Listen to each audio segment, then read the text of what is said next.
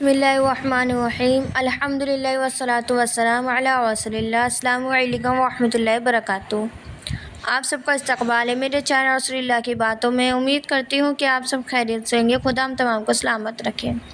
محرم اور عاشورہ کے روزے کی کچھ اہم باتیں۔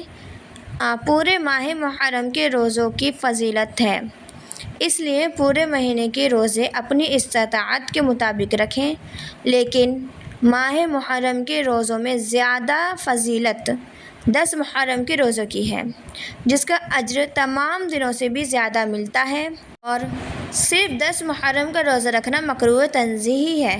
بہتر اور مستحب یہ ہے کہ 10 محرم کے روزے کے ساتھ ایک اور روزہ ملایا جائے۔ 10 محرم کے روزے کے ساتھ ایک اور روزہ ملانا یہ اللہ کے رسول صلی اللہ علیہ وسلم کی خواہش بھی تھی، اس لیے رکھا جائے۔ لیکن اگر کوئی شخص صرف 10 محرم کا ہی روزہ رکھ سکتا ہے تو رکھے، اس روزے کا پورا اجر اور ثواب ملے گا۔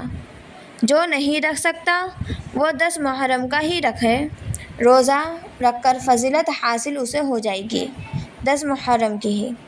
10 محرم کے ساتھ ایک اور روزہ ملانا یعنی 9 یا پھر 11 محرم کا روزہ، تو اس کی کوئی خاص فضیلت نہیں ہے۔ اس کے لیے یہی فضیلت کافی ہے کہ یہ محرم ہی کا ایک دن ہے، اور محرم میں روزے رکھنا رمضان المبارک کے بعد سب سے زیادہ ثواب ہے، افضل ہے۔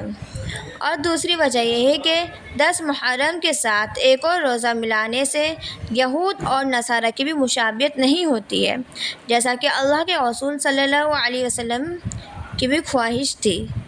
اور اگر کوئی 10 محرم کے ساتھ 9 یا 11 کو چھوڑ کر کسی اور دن روزہ رکھنا چاہے تو 10 محرم کے ساتھ 9 اور 11 کے علاوہ کوئی بھی اور دن کا روزہ ملانے کا حکم نہیں ہے۔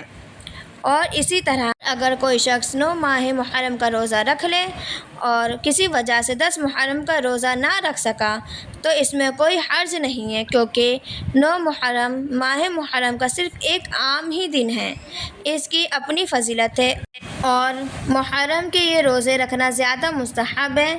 ان روزوں کو رکھے جائیں، اور یہ روزے نفلی روزے ہوتے ہیں، اور ان روزوں پر نفلی روزوں کا ہی حکم ہے۔ یہ ہے ماہ محرم کی کچھ اہم باتیں، دعاؤں میں یاد رکھیے گا۔ السلام علیکم ورحمۃ اللہ وبرکاتہ۔